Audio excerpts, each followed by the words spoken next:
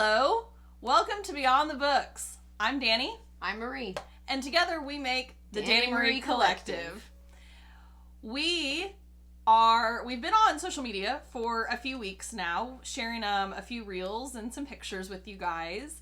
And now that it's 2022, and we have decided to vlog. We've decided to venture into vlogging. Yeah. And that's what we're here to do. So, with that being said, officially, welcome to Beyond the Books with Dani Marie.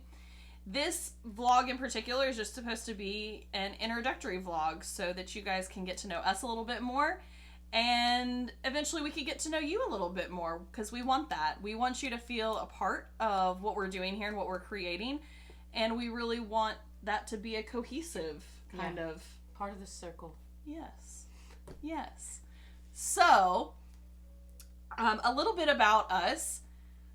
I guess really foundationally, friendship is kind of where this whole thing started. We have known each other for, oh my gosh, it has been 7 years now. I want to throw up. That means we're getting old.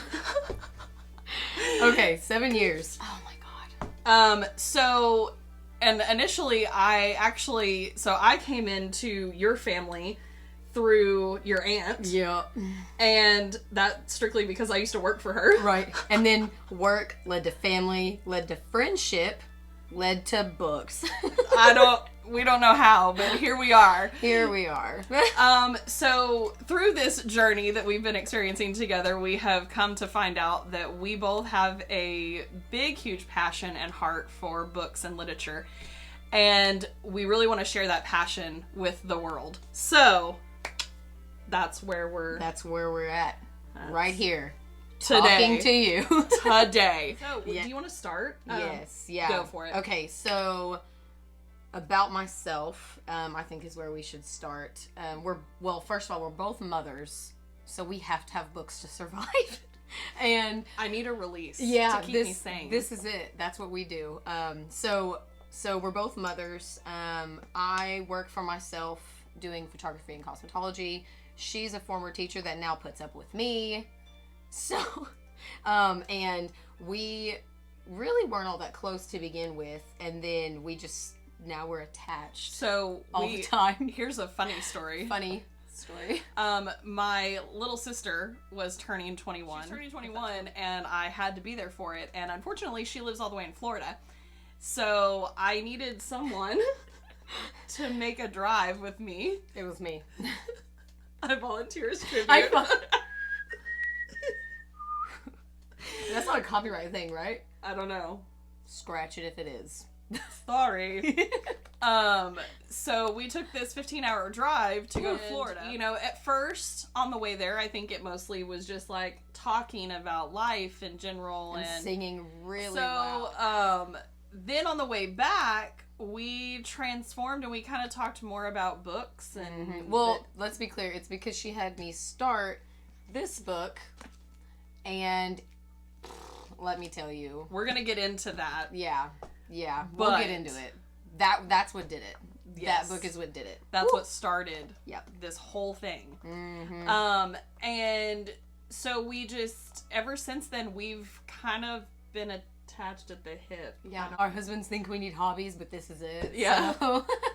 We're literally living the dream. Living the dream.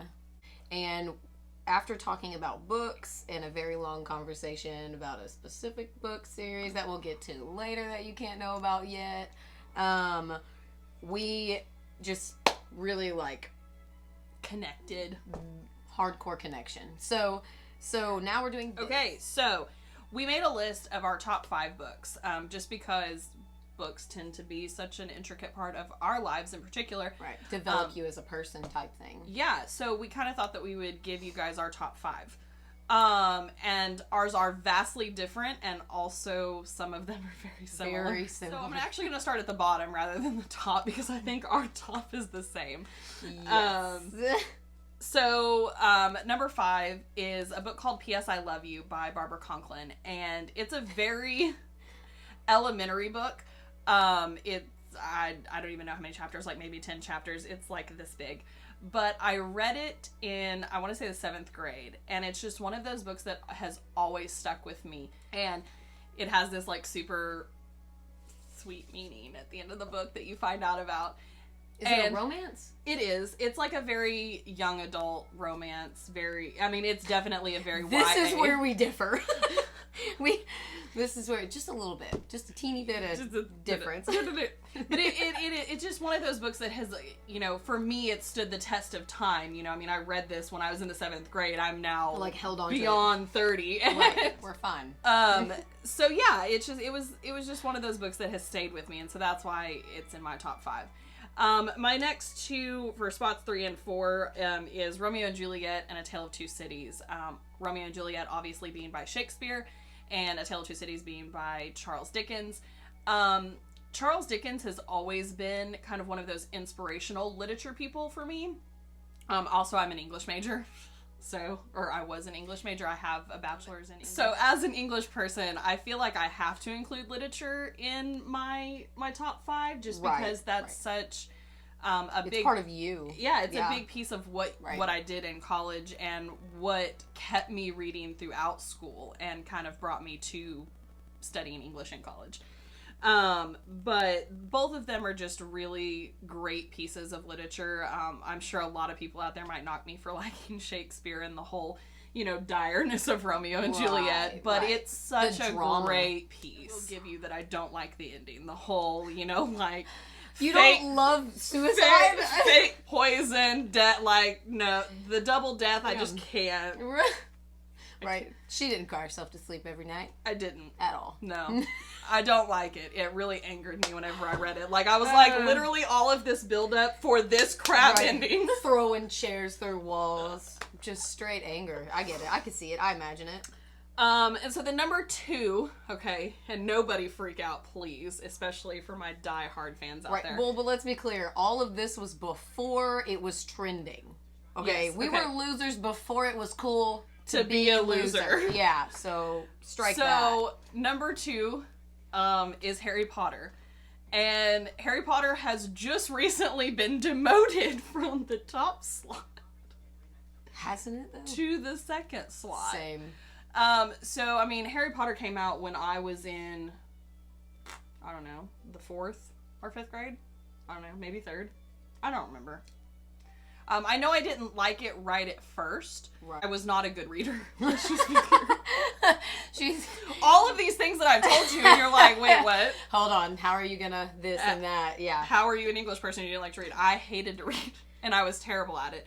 I was really slow at reading. I was definitely that student in school that whenever the teachers, would do the popcorn reading or have you read a paragraph in rows, I would count how many students were in front of me and then count how many paragraphs out so that I knew the paragraph. Yeah, just so I didn't mess it up. Yeah. Apparently I had anxiety before I knew that was a real thing. Yeah, no, definitely. Yeah. It's fun. So my stepdad would have me read and work on my comprehension because that's one of the biggest things that I kept testing poorly on was my comprehension of what I was reading. And so thankfully he did because then Harry Potter came about and he saw it on the shelf in a bookstore one day and thought, hey, she might like this, and brought it home, and I was like, whatever. And he made me read it. Right. And you're forced now. Thank you. And then I couldn't put it down, and I loved it. And so his thing with helping my comprehension, he would tell me, go read a chapter, come back and tell me what you read. And I finally got to a point where I hated those breaks. And so I asked him, I was like, can I just keep reading and come back and tell you about it when I'm done? Right. And he was like, as long as you read more than a chapter, okay. Sure, deal. Oh no, she's gonna be a reader. Darn. So that kind of is where Harry Potter came in and literally changed my life. Right. Which I think a lot of people out there can kind of attest to that. Right. It's such a great piece of work. I mean, J.K. Rowling created this... An entire world. That just completely moved everybody. I mean, and it's not just in one location. Right. I mean, obviously we know that this is technically a European-based series. Right. But it speaks to so many nationalities. Right. And has been translated in, I think, the most languages than any other series book. Yeah. Correct us if we're wrong, but we're pretty sure. I'm pretty sure that it is one of the most translated series in the world. And so, yeah, it's always kind of been a piece of me, and, but, Numero uno. Coming in at number 1 My favorite book. is A Court of Thorns and Roses by Sarah J. Maas. The series? And let me tell you why. Because my sister, not my sister that just turned 21, my older sister. The other one. The other one. The other one. Oh, the Because other I technically have 3. Jesus Christ. Oh, wait, me too. You're like, oh, wait. Just kidding. I've got siblings. Carry on. My sister texted me and was like, hey, there's this series that you need to read. And I was like, okay, like, what is it? And I was a little bit leery at first, but then she told me the title of it, and I was like, yeah, I've heard people talking about that. I've kind of seen some of the stuff about it. I'm just not sure that it's really me and my speed. And she was like, seriously, just give try it a go, it. yeah. Just try it. I was like, okay. And when I tell you that this book series changed my life, I'm not exaggerating. I know that sounds kind of strange because it's a fiction piece or in fantasy. Right, like hardcore fantasy. But there are so many relatable pieces oh my god, with the characters and her struggles and things like that. Yes. Right. I just cannot get enough. So then obviously I told Marie here about it, and I was like, hey, you've got to check out this book. Yeah. My husband was like, you've got to stop reading so much. He was like, am I going to have to like put your books in timeout? And I was like, well, maybe. No, our book drop that one night, that's my favorite. Yes, yeah. I don't know how many of you guys are familiar with parking lot deals. You know what I'm saying?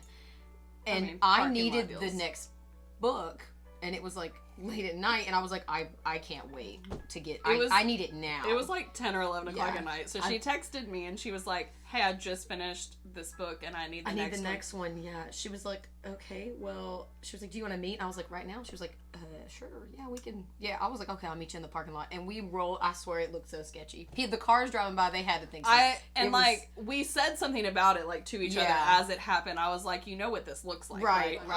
At least we know we're gonna be indiscreet, I guess. I was really hoping though that a cop would show up and just so I could be like, what? It's a book deal. Calm down. And then he like flips through the pages to like make sure that there's nothing like stashed in there, Yeah, it was definitely. It was definitely sketchy. For being not a sketchy situation at all, it seemed pretty sketchy. So I feel like I rambled on for a really long time about my favorite book. So now we should do yours. At the bottom, which has moved down really fast. Hunger Games is actually at the bottom of mine. It used to be pretty high up, but then all of these books that she keeps bringing me just keep bumping it further down the list. So number 5 is Hunger Games. I am not a conspiracy theorist per se. Hunger Games was good though. Very good. But it's like, I mean, it's not crazy to think about. You know what I mean? Like I think the thing that makes Hunger Games unique though is the fact that some of the things that we're dealing with politically today. Right. Really, it's not that far-fetched to believe that something like that could happen futuristically. Right. Which is funny because at the time when it was released, everyone was like, "This is that's crazy. so wild." Right, and then like the Divergent series, everybody was like, "Oh my god, this is nuts!" And now everybody's like, "Man, are we living it?" And I'm like, "Well," and the idea of dividing people, right? So. But that's my number 5. I don't know why I just love Katniss Everdeen. Yeah, she's great. She's a great heroine. Right. Honestly, though, like those are probably the only movies and book next to Harry Potter that I actually was like, I didn't like the last one. Yeah, that was not the end of it. There was a few pieces that I was like, really. But as far as who they cast for those characters, you know what I mean? Yeah. I mean that was pretty good. So I didn't hate the movie. So that made me like the book a little more. The first and second movies were really mostly spot on. Number 4 on mine is Hit List by Stuart Woods, and it's I know it's not a fantasy. There's real life people who have the type of money the character has and everything, but it's about an ex-CIA agent who's now a lawyer, and he's on this hit list because he made this guy mad because he took his girl or something. The guy is a psychopath that's trying to kill him. But anyways, it's he's got like this jet and he's got all these other things, and I do fall more to the fantasy side of things. And I think just because of the amount of money this man has is what made it fantasy for me, because I do not have that type of money. Like that's such an unrealistic thing for you. And then I like Googled how much his plane is, and I was like, huh? And I'm like, that's a lot of money. And then I Googled like how much most people have that are like, and I'm like, well, maybe I'm just poor. Like, because maybe it's just because I don't have money. Right, yeah. So, but that's my number 4. My number 3 now is Shadow and Bone, which... Oh, yes. So this is the third one in the Shadow and Bone series. We're reading that right now.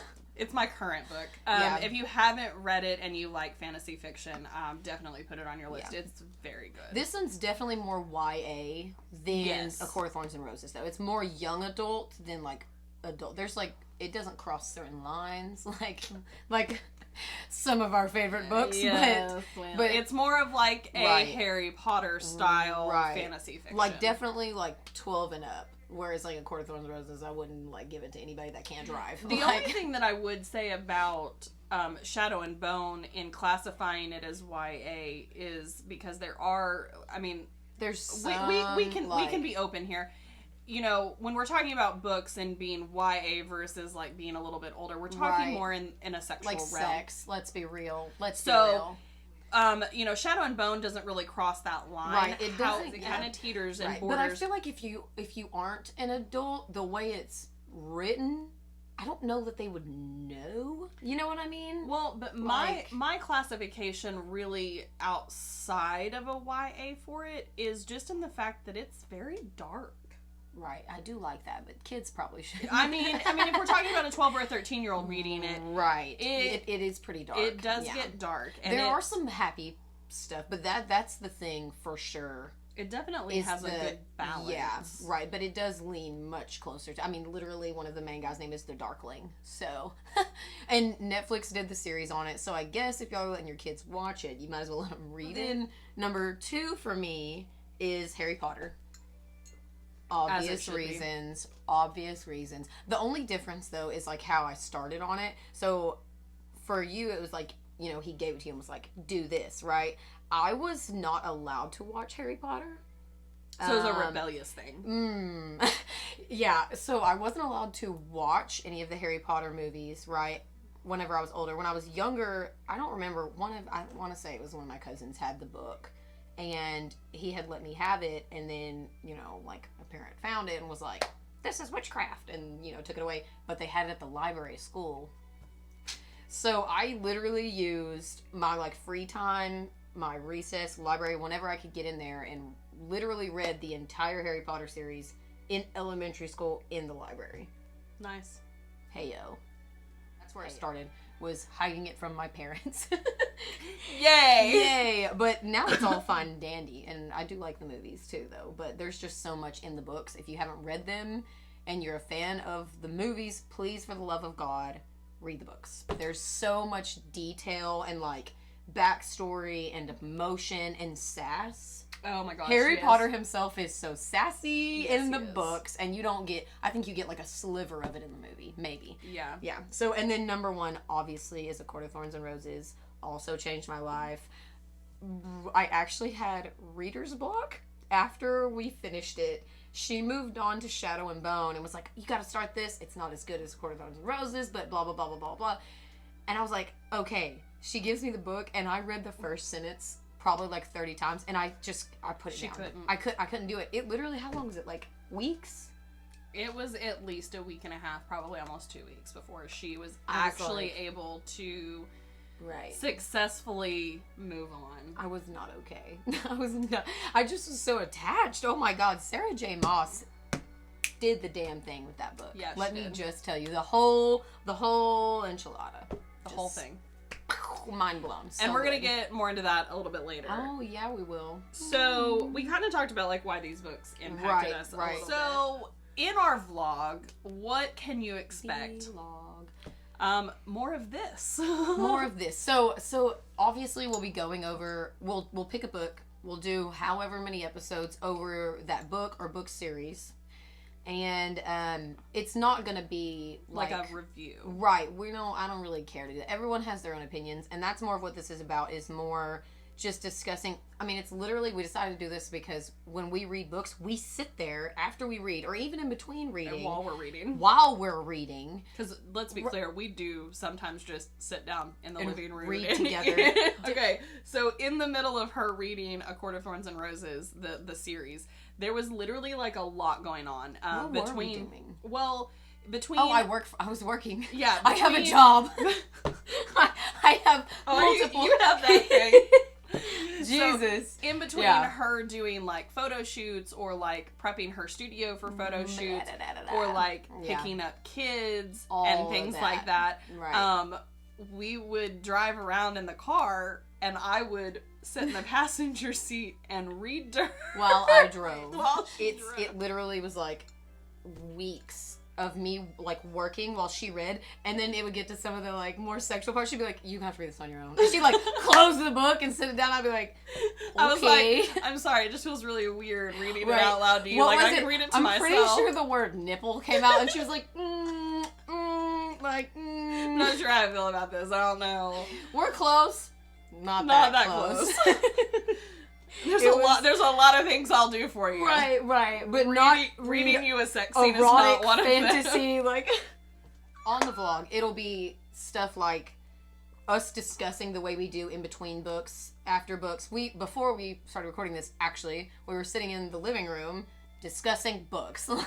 This is what we do all the time. It's literally what we do. So instead of keeping it to ourselves, we're involving you all, and that way you can comment and send us emails, whatever, go over because a lot of it is like, it's theory. We go over like, well, what if this, or maybe this is why this. Like the themes that are prominent throughout these series and like the struggles that are faced with these characters. And, for example, let's just start just to give like a little taste. Yeah. So the first book that we're going to be doing on the vlog is A Court of Thorns and Roses. Obviously, we landed on this because it's such a popular series right now, and it's both of our favorites, and it's super fresh for us. Right, and Hulu is going to be doing a series on it. Yes, so thank you, Hulu. Yeah, thanks, Hulu. Although, don't screw it up. This is your warning. Listen, right. Oh, that's another thing. Let me just tell you. The reason we're so obsessed is because these books are so good. It's literally like watching a movie in our minds while we read it. The descriptive writing in these is unreal. So, just so good. Yeah. I want to read them again. But okay, so give me one of the characters and give me one of the struggles. Feyre, hunting. Okay.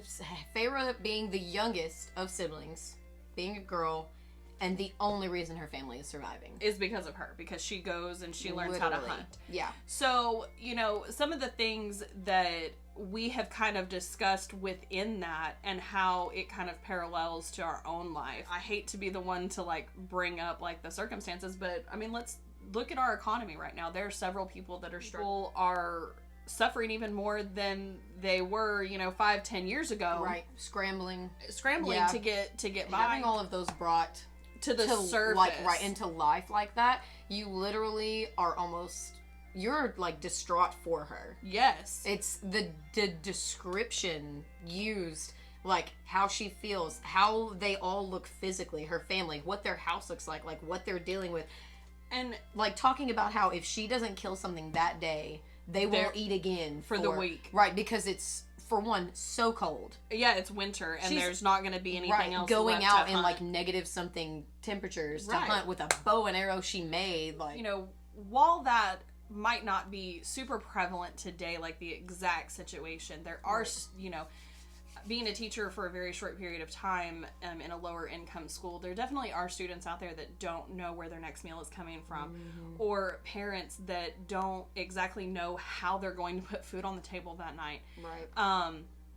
And so it's definitely something that really brings some of these bigger situations to light. We're definitely talking about issues and things that are here today that our people and our students are dealing with, and I think that books can help kids and adults alike. I mean, literally, we're talking about how much this changed our life, and we're 30 years old. Right. But these books and things can literally change adolescence, youth. Right. Well, they change your perspective on things. Like, I mean, there's even in these series there are LGBTQ people. Like they're literally, what's his face's lover? I can't think. He's is it the Summer Court or Helion?